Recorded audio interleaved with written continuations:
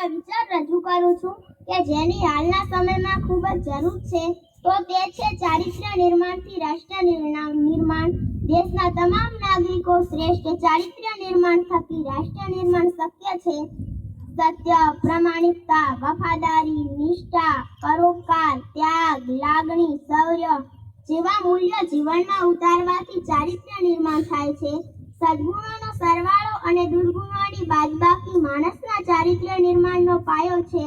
ચારિત્ર્ય એટલે જીવનના તમામ ક્ષેત્રોમાં ગમે તેવી વિકટ પરિસ્થિતિમાં લોભ, લાલચ કે દબાણ વિના પ્રામાણિકતા પ્રાપ્તિ સાથેનું ઉચ્ચ આચરણવાળું ઉત્કૃષ્ટ વ્યક્તિત્વ.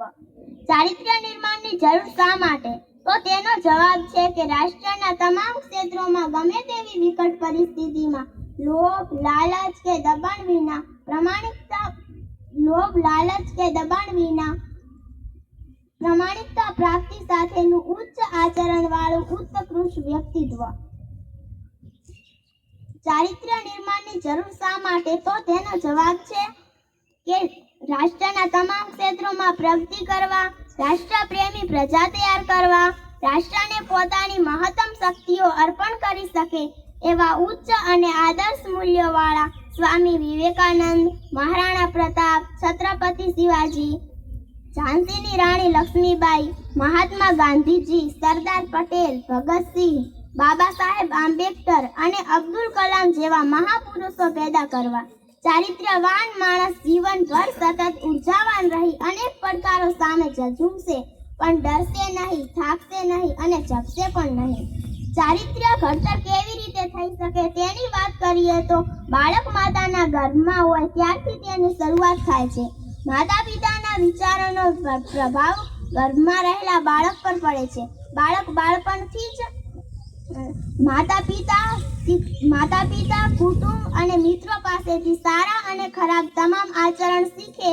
એટલે ઉત્તમ ચારિત્ર્ય નિર્માણ માટે બાળપણથી જ સારા પુસ્તકોનું વાંચન થાય, સદવિચારોનું ચિંતન થાય, સત્સંગ, શ્રવણ અને પરમાત્માની નિત્ય પ્રાર્થના જેવી સુટેવો પડે તો યુવા અવસ્થામાં થતી ચારિત્ર્યહીનતાની ઘણી ભૂલોને અટકાવી શકાય.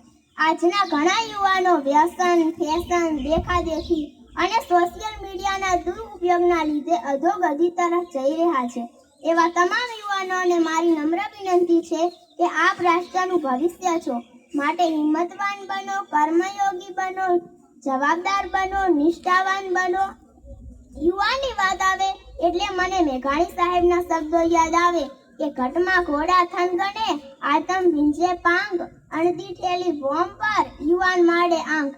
યુવાન કેવો હોય? તો યુવાનના ચહેરા પર સ્મિત હોય, વાણીમાં જોમ અને જુસ્સો હોય, સચ્ચાઈનો રણકો હોય, વિચારોમાં આસમાનની ઉડાન ભરવાની મહત્વાકાંક્ષા હોય, મનથી મજબૂત હોય, સંસ્કારી હોય, તનથી તંદુરસ્ત હોય. માટે યુવાનો જાગો અને ચારિત્ર્યવાન બનો. આપણામાંથી કોક તો જાગો. કોઈ જાગે કે કોઈ ના જાગે, કોઈ શું જાગે? તું જ જાગ્યો તો તું જ જા આગે, તો તું જ જા આગે. અંતમાં તો હું એટલું કહીશ કે આપણે સૌ ચારિત્ર્ય નિર્માણની દિશામાં ઝડપથી આગળ વધશું તો રાષ્ટ્ર નિર્માણનું કામ પણ ઝડપથી આગળ વધશે, દેશ પ્રગતિ કરશે. બસ એ જસ્તું. જય હિન્દ, જય ભારત.